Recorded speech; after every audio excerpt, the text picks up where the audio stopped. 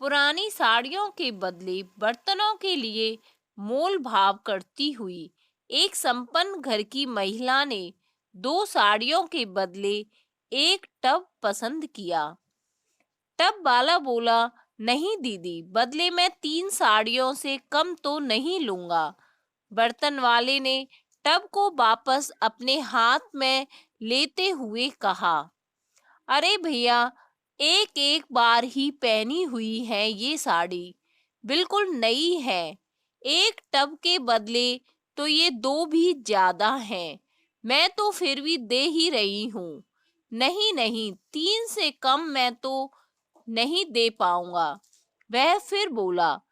एक दूसरे को अपनी पसंद के सौदे पर मनाने की इस प्रक्रिया के दौरान गृह स्वामिनी को घर के खुले दरवाजे पर देखकर सहसा गली से गुजरती हुई अर्ध विक्षिप्त महिला ने वहां आकर खाना मांगा। आदतन हिकारत से उठी महिला की नजरें उस महिला के कपड़ों पर गई। अलग अलग कतरनों को गांठ बांधकर बनाई गई उसकी साड़ी उसके युवा शरीर को ढकने का असफल प्रयास कर रही थी। एक बारगी उस महिला ने मुंह बिचकाया, पर सुबह सुबह का याचक है सोचकर अंदर से रात की बची रोटियां मंगवाई।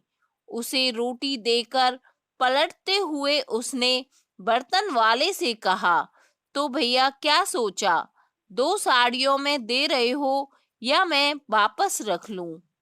बर्तन वाले ने उसे इस बार चुपचाप टप पकड़ाया और दोनों पुरानी साड़ियां अपने गट्ठर में बांधकर बाहर निकला। अपनी जीत पर मुस्कुराती हुई महिला दरवाजा बंद करने को उठी तो सामने नजर गई।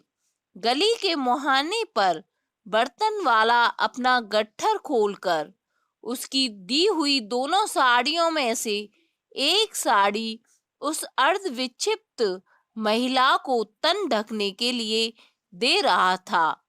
हाथ में पकड़ा हुआ टब अब उसे चुभता हुआ सा महसूस हो रहा था।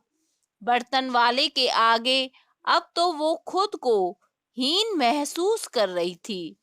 कुछ हैसियत ना होने के बावजूद बर्तन वाले ने उसे परास्त कर दिया था। वह अब अच्छी तरह समझ चुकी थी कि बिना झिक-झिक किए उसने मात्र 2 ही साड़ियों में टब क्यों दे दिया था। कुछ देने के लिए आदमी की हैसियत नहीं, दिल बड़ा होना चाहिए। ऐसा आपके पास क्या है और कितना है, यह कोई मायने नहीं रखता। आपकी सोच व नीयत सर्वोपरि होना आवश्यक है, और यह भी समझना आवश्यक है कि जो इन परिस्थितियों से गुजरा है वो ही यह समझ सकता